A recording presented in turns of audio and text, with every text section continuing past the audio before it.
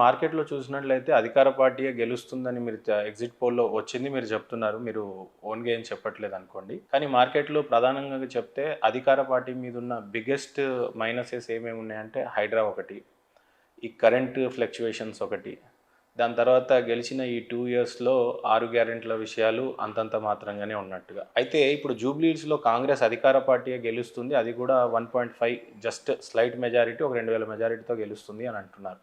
ఇక్కడ పార్టీ అంశాల మీద జూబ్లీ హిల్స్ గెలుస్తుందనొచ్చా? లేదా క్యాండిడేట్ నవీన్ యాదవ్‌ని చూసి గెలిపిస్తున్నారనొచ్చా?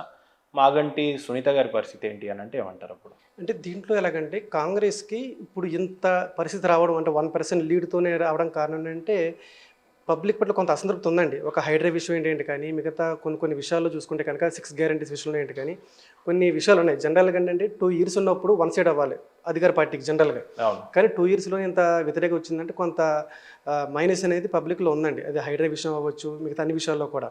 ఇక్కడ పార్టీయా క్యాండిడేట్ అంటే 2 ఉంటదండి కాంబినేషను. అంటే పార్టీ క్యాడర్ ఉంటది.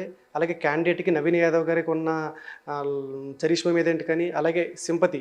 ఇప్పుడు సింపతి పాయింట్ తీసుకుంటే అనుకోండి ఇద్దరికీ ఉంటది. మాగంటి సునీత గారికి ఉందండి. అలాగే నవీన్ యాదవ్ గారికి సింపతి ఉంది.